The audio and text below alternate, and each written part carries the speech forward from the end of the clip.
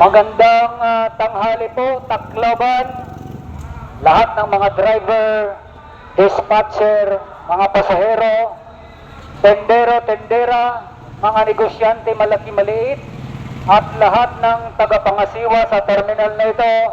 Mapagpalang tanghali po sa inyong lahat. Naway ang kapayapaan ng Diyos ay dalhin sa inyong tahanan sa mga oras na ito. Mga kababayan, huwag kayong magambala at mag-alala.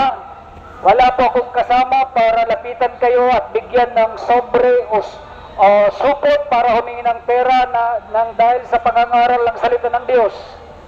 Mga kababayan, naparito po ako sa biglang paglitaw, bagamat hindi po magandang panahon. Ako'y dumadalangin, lalong-lalo na po doon sa mga biyahero. Marami pong nadidisgrasya sa mga daan, sa madulas, lalo na hindi magandang panahon. Ang pangangaral na ito, mga kaibigan, ito po'y libre at walang bayad. Wala pong lalapit sa inyo para humingi ng pera sapagkat ang ebanghelyo ng kaharian ng Diyos at ang ebanghelyo ng kaligtasan ay para po sa lahat ng tao. Sinabi po ng banal na kasulatan sa 2 Timoteo 4:2 na ipangaral ang mabuting balita na papanahon man o hindi. Bagamat tanghali, anuman ang inyong ginagawa, kaibigan, hinihingi ko lang ang inyong pandinig. Ang may pakinig ay makinig.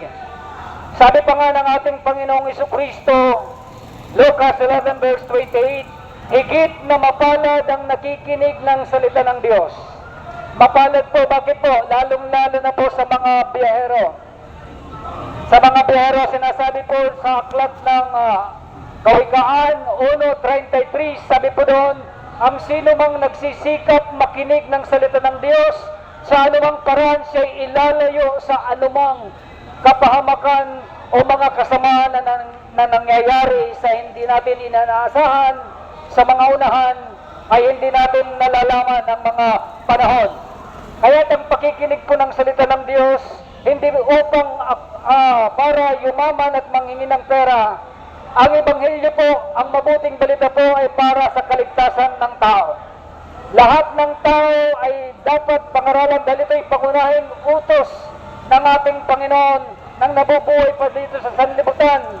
Ang sabi niya sa aklat ng Mateo 28:19-20, sabi po ng ating Panginoon, humayo kayo at gawin ninyo mga lagad ang lahat ng bansa. Sila'y inyong bautismuhan sa pangalan ng Ama at ng Anak at ng Espiritu Santo, at turuan niyo sila sa lahat na pinag-uutos ko sa inyo. Tandaan ninyo ako'y kasama ninyo hanggang sa katapusan ng sanlibutan. Ang katawang lupa ng ating Panginoong Jesucristo, siya'y namatay, muling nabuhay sa ikatlong araw, at siya'y nagpailanlang sa kataas-taasan, at siya'y may pangako ng mga apostol na yan, sila'y nakatingala sa langit. May dumating na anghel na sabi, bakit kayo nakatingala? Na itong Panginoon na umakyat sa langit ay muling magbabalik gaya ng inyong nakita. Kaya papunta ko rito, mayroong awitin na sinasabi, kisap mata, anumang oras maaaring dumating ang ating Panginoon, ngunit hindi natin alam kung kailan at kung anong araw at kung anong buwan. Ang mahalaga, mga kaibigan, makapaghanda ang bawat isa. Dahil hindi natin alam ang bukas. Sa social media, mga kababayan, marami pong nadidisgrasya sa daan. Kaya po, dito ako sa Terminal Dumiritso, nang sino mang magsikap makinig ng salita ng Diyos, nandun po ninyo, ilalayo kayo sa lahat ng uri ng kapamakan at mga disgrasya sa daan. Kawikaan 1:33. Na kung bakit sinabi ng ating Panginoon, higit na mapalad ang nakikinig ng salita ng Diyos at tumutupad nito. Muling sinabi ng ating Panginoon sa 8:47, ang mula sa Diyos ay nakikinig ng salita ng Diyos. Ngunit hindi kayo mula sa Diyos, kaya hindi ninyo pinakikinggan ang salita ng Diyos. Kaya sa pangangaral nito, sa naabot ng tinig ng aking pangangaral, sang sulok ka man, basta't nakakarinig ka ng salita ng Diyos, may pagpapala pong darating at ilalayo tayo sa anumang uri ng kasamaan. Na kung bakit sinabi ng ating Panginoon, 28 ng 20 na sabi niya, turuan niyo sila sa lahat na pinag-uutos ko sa inyo. Tandaan ninyo, ako'y kasama ninyo hanggang sa katapusan ng sanlibutan. Ibig sabihin ng ating Panginoon, narito lamang po, hanggat hindi pa natatapos ang sanlibutan. Narito lamang po siya, ngunit hinihintay natin ang kanyang katawan sa ikalawang pagbabalik na namang oras. Dapat makapaghanda ang lahat. Kung nakikita po ninyo sa aking harapan ng isang tarpaulin, ang tinatawag na impyerno at dagatang apoy, at sa likod mga kababayan, ang kaharian ng Diyos, na kung titingnan natin ang kalangitan, may tinatawag na ikatlo, unang langit, ikatlong langit, meron po talagang kaharian ng Diyos. Kaya ipinapangaral ang salita ng Diyos, mga kababayan. Sinabi po ng ating apostol na si Pablo, ikalawang Timoteo 1:2, sabi po ng 3:4 ng ikalawang Timoteo 1:2, sabi niya, ibig ng Diyos ang lahat ng tao na ating tagapagligtas, ibig niya ang lahat ng tao ay maligtas at makaalam ng katotohanan. Kaya nga ipinapangaral ang salita ng Diyos dahil kailangan ng tao ng kaligtasan. Kaligtasan sa kapahamakan sa mga daan, kaligtasan sa mga kahirapan, at higit sa lahat, kaligtasan upang ikaw ay maligtas ay huwag mapunta sa dagat-dagatang apoy. Alam niyo mga kababayan, sa ngayon hindi ka maniniwala sapagkat buhay pa tayo. Pero alam niyo ba mga kababayan, isa lamang po ang ating buhay. Dapat po natin ingatan ito at tayo na po ay lumapit sa Panginoon. Itong Panginoon na aking ipinapangaral, sinabi po ng ating Panginoong Jesucristo, sapagkat saan may dalawa o tatlo nagkakatipon sa aking pangalan, naroon na pong kasama sa nila.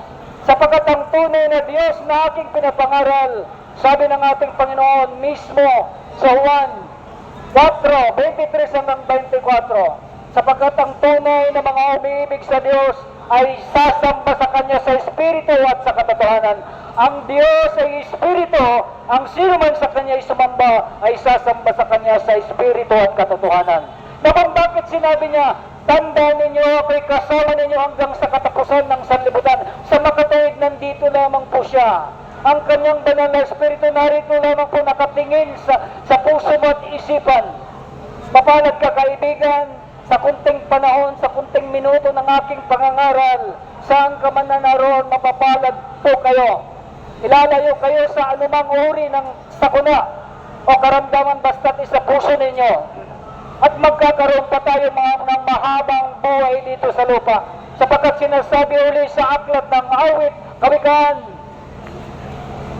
3:1 hanggang 2, pagka inyong sikaping makinig ng salita ng Diyos, hahaba ang iyong buhay dito sa lupa at mananagana sa lahat ng pangangailangan. So napakahalaga po makarinig ng salita ng Diyos. Napakapalad po ninyo, lumalapit na po sa inyo ang salita ng Diyos. At inuulit ko, na parito ako hindi para kumbinsihin kung ano man ang aking reliyon o pananampalataya. Naparito po ako dahil utos ng Diyos o ng Timoteo 2:3-4, ito ang mabuti at nakalulugod sa Diyos na ating tagapagligtas, na ibig niya ang lahat na maligtas at makaalam ng katotohanan.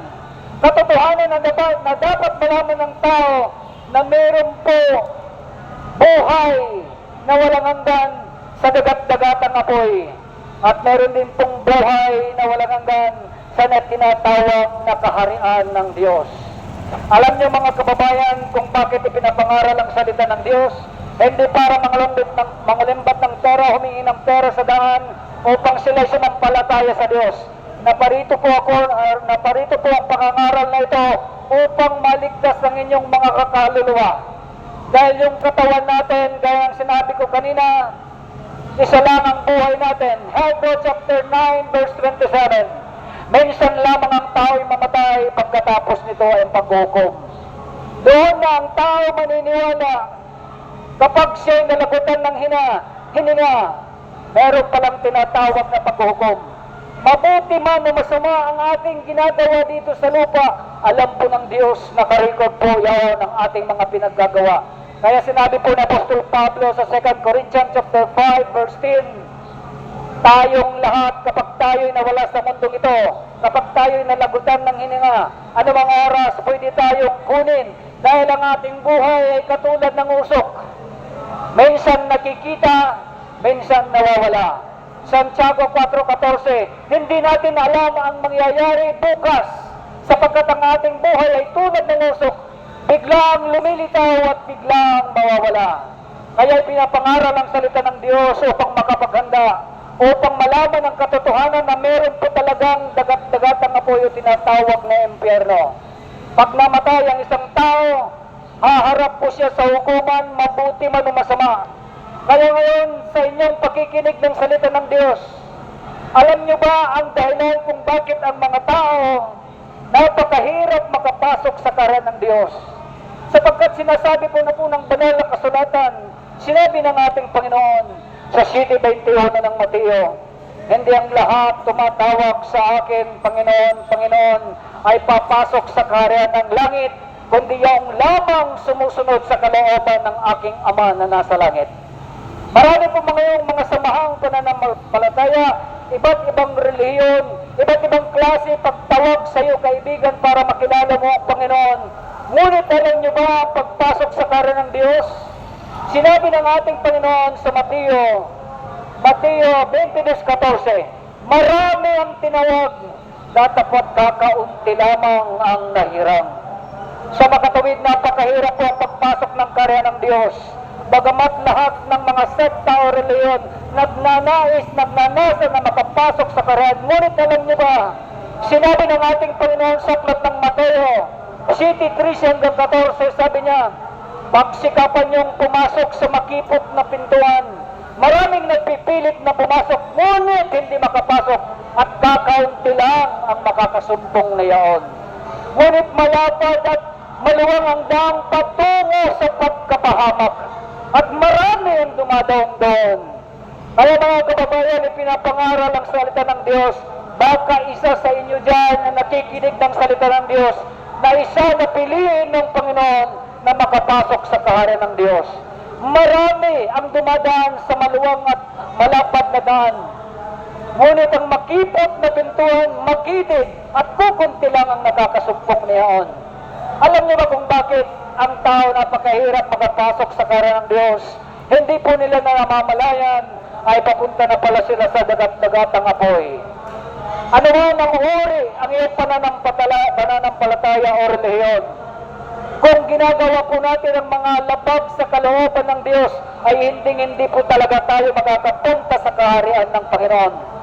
Bagkus hindi namamalayan ng tao, kaya pinapangaral ang salita ng Diyos, dahil nais niya maligtas ang mga tao at makaalam ng katotohanan.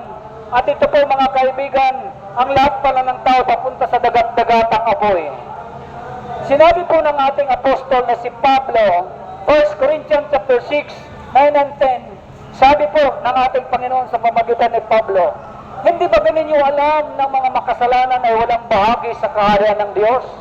Ang lahat ng mga mapakiapid, ang lahat ng mga nangangalunya, ang lahat ng mga sakim, ang lahat ng mga maglalasing, ang lahat ng mga magnanakaw, ang mga nakikipagtalik sa kapwa lalaki at kapwa babae, mga nanlalait ng kapwa, at lahat ng mga mandaraya ay wala silang bahagi sa kaharian ng Diyos. Kaya po ang mga tao hindi nila namamalayan, habang ginagawa nila ang mga bagay na ito, hindi po sila makakapasok sa kaharian ng Diyos, bagkus papunta pala sila doon sa kapamakan. Kaya nga po, para huwag tayong mapahamak, dahil mahal po tayo ng Diyos. 3:16 ng Juan, kaya ibinigay niya ang kanyang bugtong na anak, na ang sino man sa kanya ay sumampalataya ay huwag mapahamak, kundi magkaroon ng buhay na walang hanggan, buhay na walang hanggan sa kaharian ng Diyos. Ngunit meron ding buhay na walang hanggan doon sa dagat-dagatang apoy. Kaya pinapangaral ang salita ng Diyos para tayo makaiwas sa kapahamakan. Mahal po tayo ng Diyos. Sang sulok ka man nangaabot ng dinig ng pangangaral na ito. Sinabi ni Propeta Ezekiel, binibigyan pa po tayo ng pagkakataong magsisi at magbagong buhay. kung tayo po'y magnanakaw, kung tayo po'y magdaraya, kung tayo po'y pumapatay ng tao, itigil na po natin yan. Sigurado po ay mapupuntang tayo sa dagat-dagatang apoy na tinatawag na impyerno. Sapagkat nasusulat sa aklat ng Revelation 21 verse 8, sinabi po ng banal na kasulatan, ang lahat ng mga duwag at hindi mga sumasampalataya at mga taksil, mga mangkukulam, mga salamangkero, mga nagpapasasa sa kasuklam-suklam na kahalayan, mga magnanakaw, mga maglalasing, mga sumasamba sa Diyos-Diyosan, ang kanilang bahagi ay sa dagat-dagatang apoy. Totoo po na may impyerno at totoo po na may langit. Sinabi ng ating Panginoon sa 10:28 ng Mateo, huwag mong katakutan ang pumatay ng iyong katawan at kaluluwa, bagkus katakutan ng Diyos ng pumapatay ng katawan at kaluluwa doon sa impyerno. Meron po talagang impyerno, mga kababayan.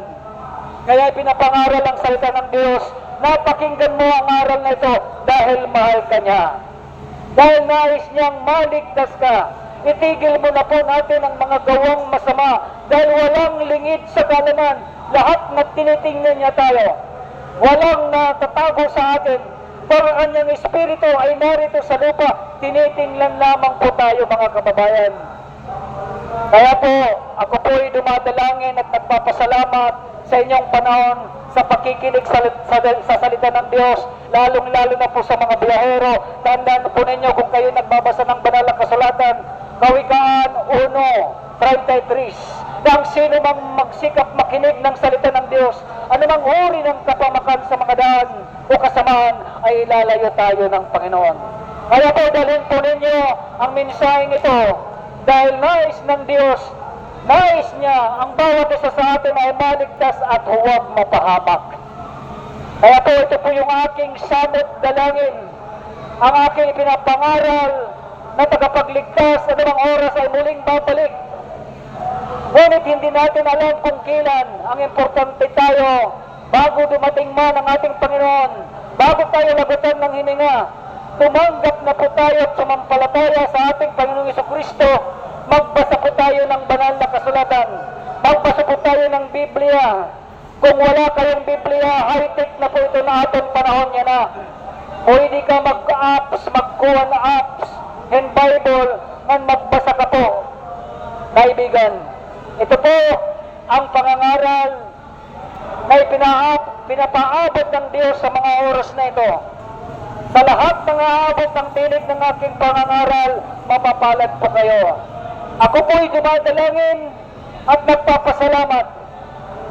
Sabi pa nga ni Ezekiel, binibigyan pa tayo ng pagkakataong magsisi at magbagong buhay.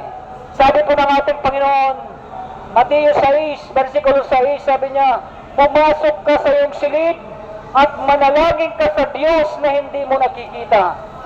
Doon, kapatid, pwede kang humingi ng tawad sa Panginoon dahil ang ating Diyos ay Espiritu, hindi po siya nakikita. Narito lamang po siya nakamanman sa atin. Alam niya ang ginagawa natin, mabuti man o masama, at ito'y ating ipagsusulit sa Diyos. Kaya ngayon pa lang binibigyan tayo ng pagkakataon dahil totoo pong may langit at totoo pong mayroong pong impyerno. Ipinapangaral ang salita ng Diyos na hindi upang para-perahan kayo, upang iligtas ang inyong mga kaluluwa.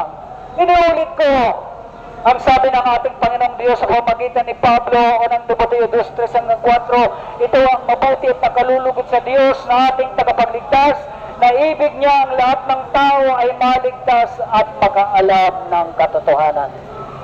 Kaya po sa munting oras, sa inyong pakikinig, bagamat maraming mga distraction, pero kung ikaw ay mula sa Diyos, pagsisikapan mong makarinig na salitang Diyos na walang bayad. Bakit po? Sapagkat ang banal na kasulatan, sinasabi po ng ating Panginoon, 8:47, ang mula sa Diyos ay nakikinig ng salita ng Diyos. Ngunit hindi kayo mula sa Diyos, kaya hindi ninyo pinakikinggan ang salita ng Diyos. Wala po akong magagawa doon sa ayaw sumampalataya sa ating Panginoon. Ang Panginoon na pinako sa krus, namatay at nabuhay sa 3 araw at muling nagbalik sa kataas-taasan. Ngunit ang kanyang banal na espiritu ay narito lamang tayo pinagmamasdan, mabuti man o masama. Ang lahat nating ginagawa ay pagsusulit natin sa Diyos. 2 Korinto 5, Gis. Kaya po sa kanyang pababalik, mapapalad po ang bawat isa na sumasampalataya sa Panginoon. Ay anumang oras ay pwede kang kunin dyan. Tinatawag na rapture. Kunin ka ng Panginoon at ang maiiwan ka awa-awa po dahil huli na ang kanilang pagtanggap sa Panginoon. O Juan 1:12, sapagkat ang sino mang tumanggap sa pangalan ni Jesus bilang tagapagligtas sa iyong buhay ay aaring anak ng Diyos.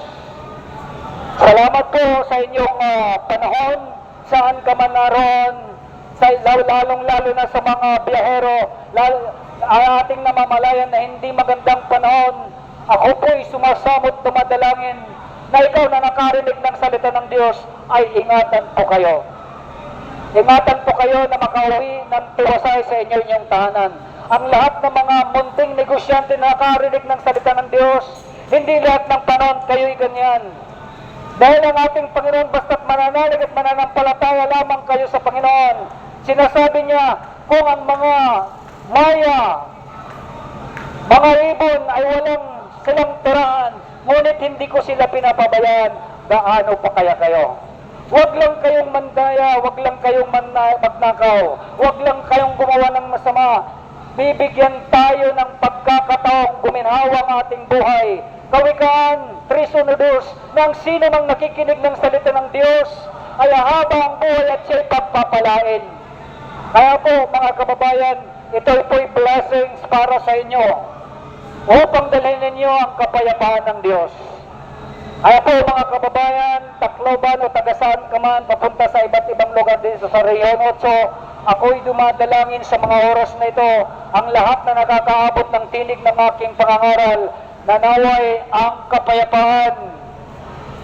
kapayapaan ng Diyos ay dalhin sa inyong tahanan at ang pagpapala ay inyong matanggap. Maraming salamat po sa inyong pakikinig sa konting panahon ng inyong inilagi. Mabuhay po tayong lahat. In Jesus' name, we pray. Amen. Amen. Salamat po sa inyong pakikinig.